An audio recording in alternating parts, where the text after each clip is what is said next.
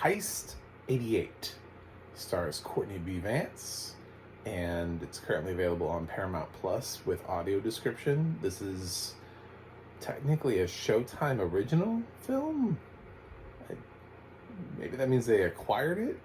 Does Showtime still make movies? Like actually from scratch? I don't know. But it's dropping on Showtime. So if you have linear cable, if you're one of those people, check it out on actual Showtime. Anyway, I don't get to say starring CourtneyBVance very much.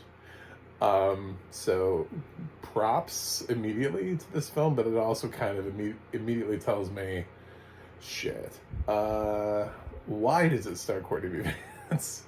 Is it low budget?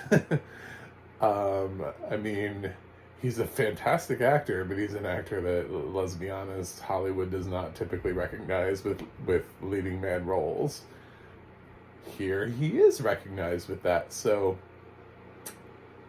it's a blessing and a curse, because you're happy for him, but you're also scared about the film. And I actually thought this was fine. It has just one of the most baffling film endings ever. It just kind of ends. I kind of was like, did they lose some of the film? Is it gone?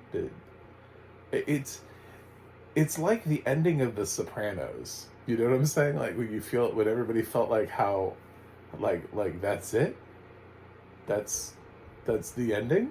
We're just stopping there. That's where we're stopping. Okay. But it's even weirder in a movie because we've had such a short period of time. It feels like we're building towards something, and it's so rare that I ever sit down and go, that could have been longer.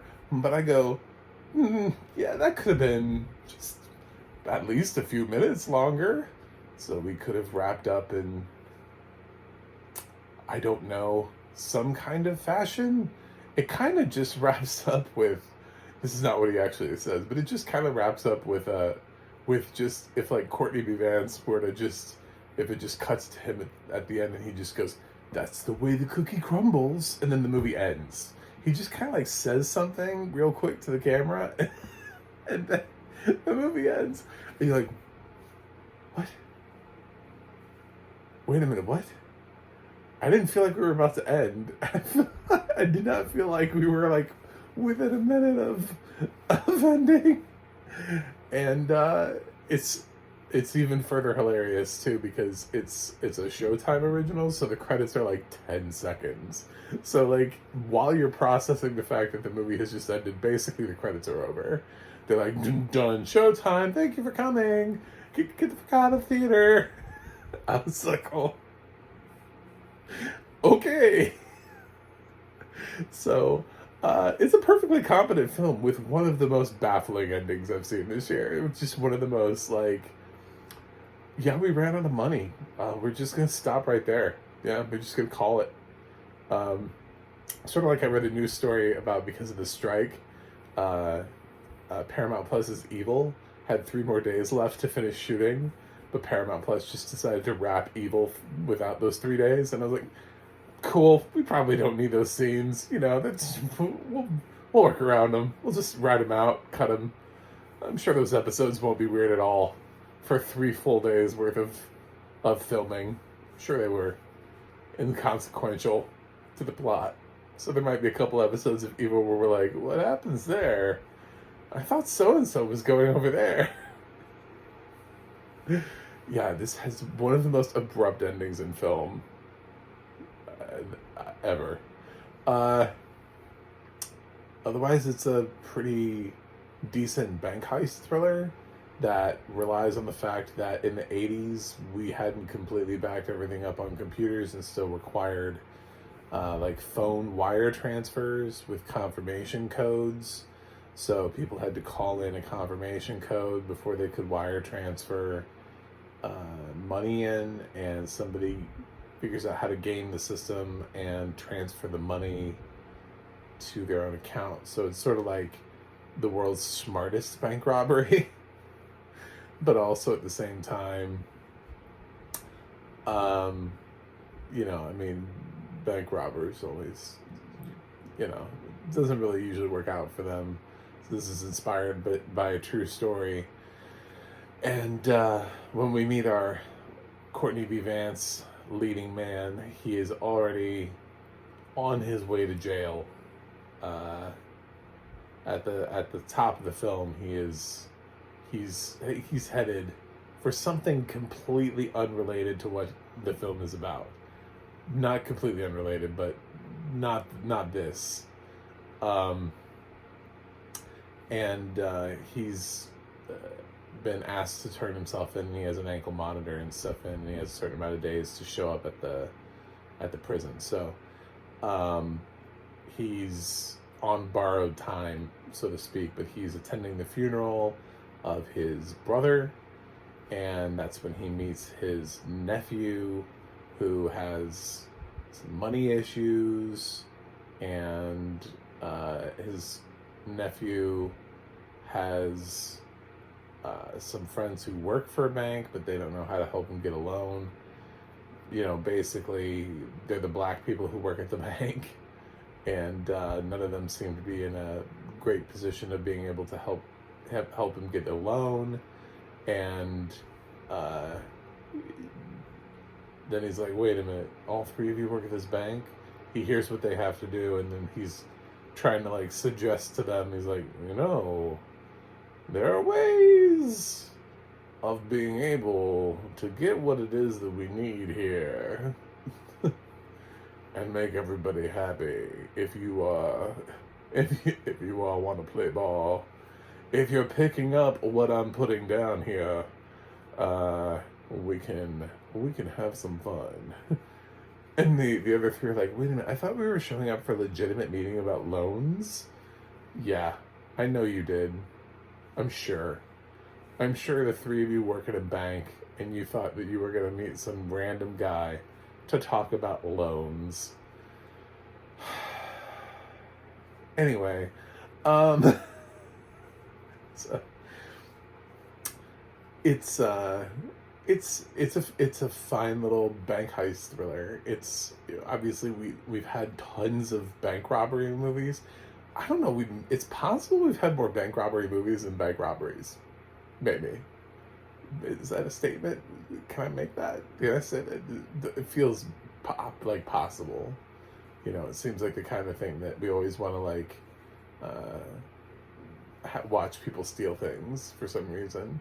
So this is no different. There's a plot here. There's some nefarious shit that goes down. And there's how it all happens, and it becomes actually pretty interesting. It's not that dumb.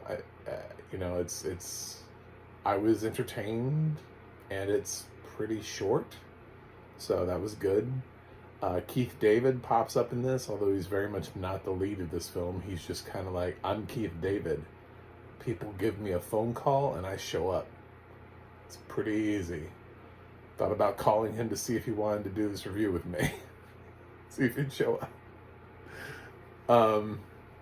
Otherwise, everybody else in this film, I don't know any of these people. Maybe they're all from Power. I don't know. I literally don't know where these actors come from.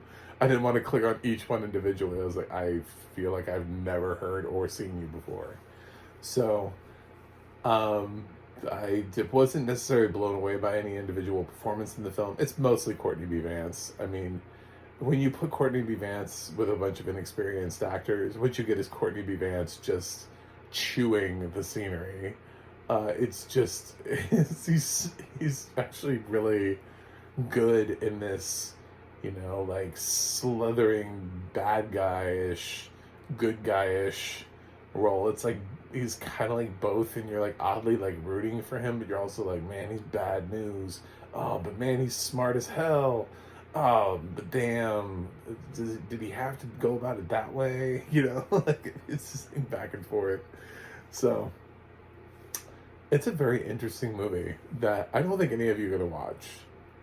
probably didn't even watch this review, but it does have audio description, which is amazing because Showtime has so many things they don't have audio description on, and they bothered to put this on. Audio description, I guess because this is a Showtime original film, so, you know, when they picked up films like Mafia Mama and Wrath of Becky, they were like, nah. But Heist 88, audio description, look at that. So, and it does, it helps to follow sort of the minutia of a bank heist, especially a bank heist where like nobody just like walks in and pulls out a gun and does that everybody get down, everybody get down. None of that happens in here. This is all one of those like behind the scenes. I mean, they're playing with wire transfers, so it's very, you know, posh and it's a very upscale bank robbery. So pretty good. It's not Ocean's 11, but yeah, I didn't hate it. That was good. I think people should check it out. So I'm gonna go ahead and give Heist 88 a B. Yeah, I thought it was one of the better films. I don't really have anything against it. There weren't really any parts in this film where I was like, well, that's totally ridiculous. Except the ending. The ending is absolutely ridiculous. It just ends out of nowhere. It just, I was baffled. I'm still baffled. I'm not even sure if it's a bad ending. I'm just so, I would need like, I think I'd need like a month to process the ending to this film because it just, I felt like they just like stopped. I feel like somebody just like walked in the movie theater and turned off the projector and they were like, that's the end. But is it? Is that the end? Is that the end of the film? Really? Okay. Cool. So, thanks for watching. Please click that subscribe button so I can help. I want to break 200 before the end of the year. I think that'd be great. I am currently really pretty close. I'm like 22 people away. So, you could be one of those 22 to join my family here on my channel and talk about audio description and films with audio description.